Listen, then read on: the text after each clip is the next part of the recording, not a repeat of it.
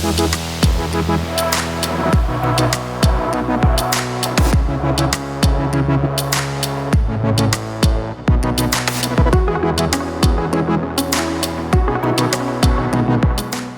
Watkins, thank you so much for joining us today. You're an occupational and environmental doctor. I actually had to Google that because I didn't really know what it was.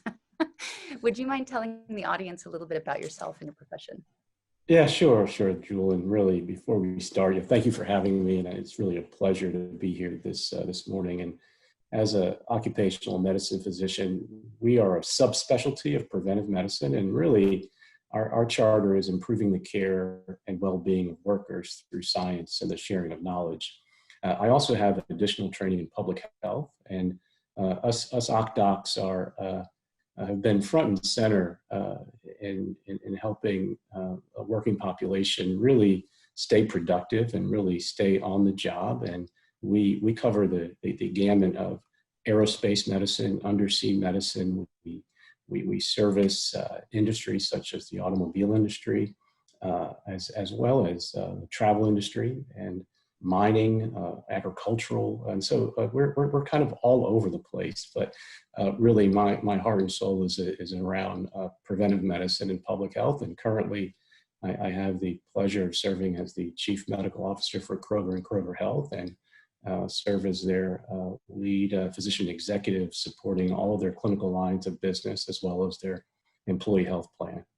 When I was looking for a partner for my wellness experience, I was really impressed with what Kroger was doing. I kind of didn't think I would find authentically a corporation that was that interested in the things that I really cared about. You know, I feel like in school, I learned a lot of important things, but I didn't really learn how to be healthy.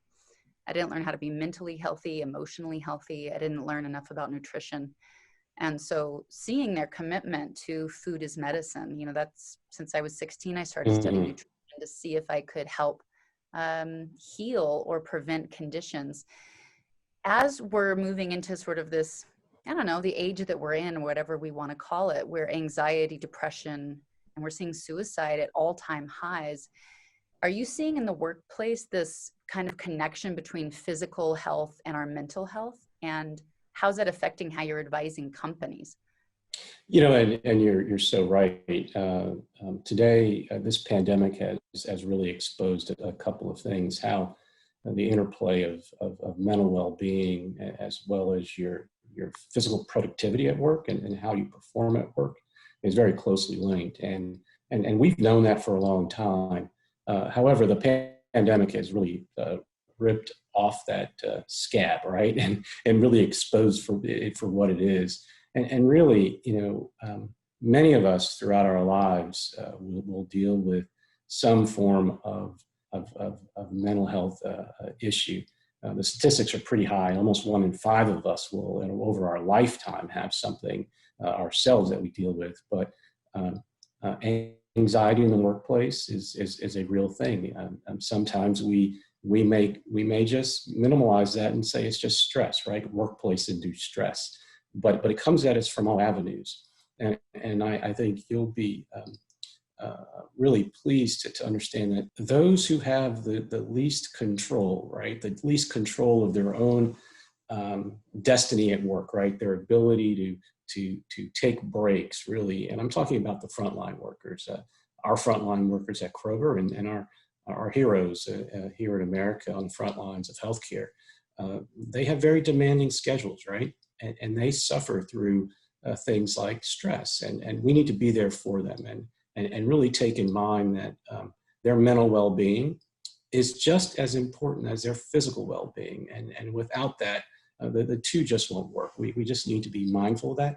We've done things around our preparedness to make sure that they have all of the protective equipment they have during this pandemic, as well as making sure that they have access to mental health counselors through our health plan. And then our management teams are really tuned in to make sure that they understand are these folks that are really working so hard, keeping our stores stocked right through this pandemic, have the things they need and mostly the support from leadership to make sure that they succeed in their role. For people that don't know, actually, if you're suffering from chronic stress and anxiety and even escalating maybe into panic attacks, Hmm. how does that affect your physical health? What ways are we seeing that? And I want people to know for themselves, like, oh, this, stress is bad for us. It does physically affect our health. And also because part two, I want employers to know why it's important to invest in their employees' mental and emotional well-being, because I assume it's going to lead to less sick days. Yeah, I think that's a good point, right? And we look again at the numbers. If we just think about our adults alone, it's about 40 million of us are suffering from some type of anxiety symptomatology. The effects on the body are enormous, right? From things like insomnia, the inability to sleep. Folks have changes in their eating patterns. Those eating patterns can then lead to weight loss or weight gain. Those then cause issues around your overall health. Your blood pressure can be elevated, leading to increased risks of things like heart disease. All of these things really manifest around how powerful stress and anxiety can be on the body. And when this becomes foremost and at the center for employers, the issue becomes how productive can that workforce be, right? How can they perform at the top of, you think about in my role as CMO, we want folks performing at the top of their license. And if they're stressed to the point where they can't perform and really deliver the care that our patients deserve, then that's worrisome. It's worrisome for employers at all levels when we think about jobs that demand folks to really practice safety-sensitive practices, right?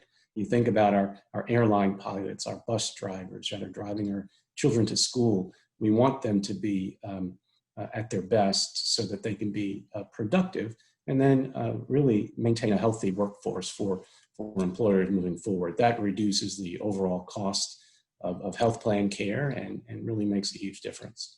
I was talking to Tony Hsieh, who founded Zappos, and he came to me and was like, your life story, you had to be so resilient.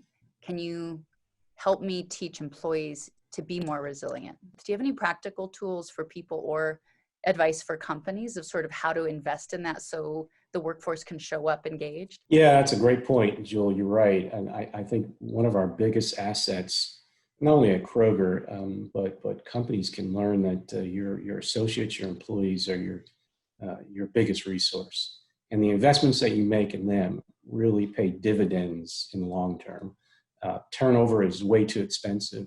Replacing your workforce is way too expensive. Retraining is way too expensive.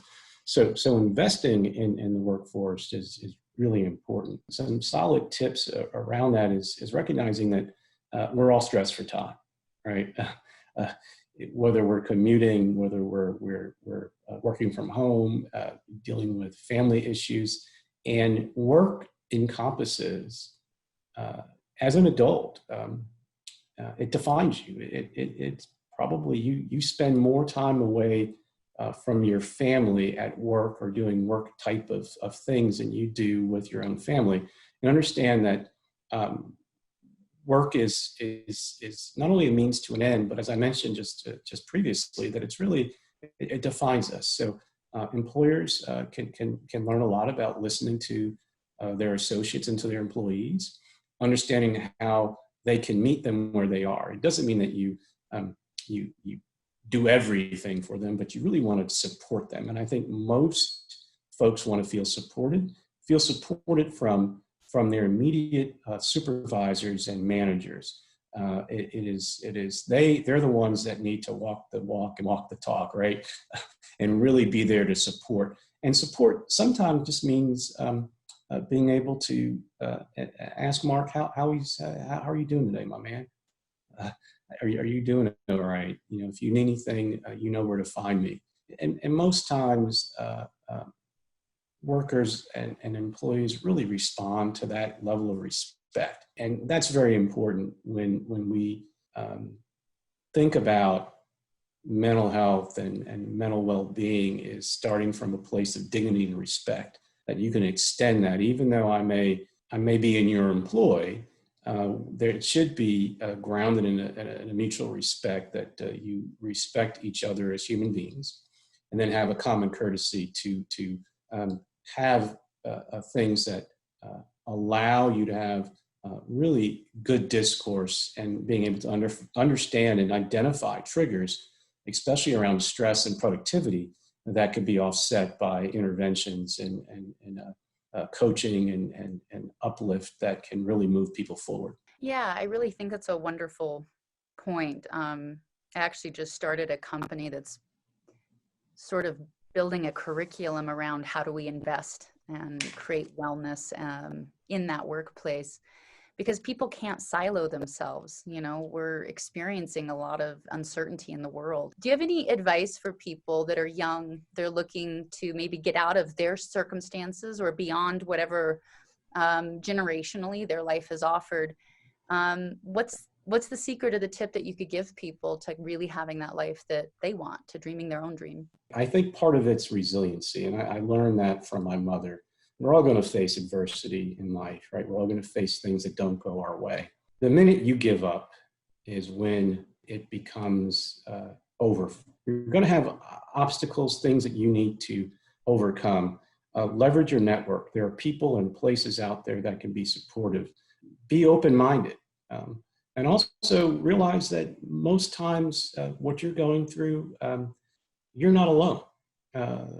This is part of the human continuum, is that we have shared experiences and shared likenesses. And part of that is that that allows you to recover from things is being able to share those thoughts, right? Being able to connect with others, being able to really, at an emotional and personal level, make that connection so that you can move forward. And I've been very blessed in my life to have mentors and folks that have, as we call it, looked out for me along the way. And I'm trying to pay that forward now. And as a humble servant and as someone who loves what they're doing at Kroger, I just feel incredibly blessed that I'm able to do this now and look forward to working with you and this team moving forward.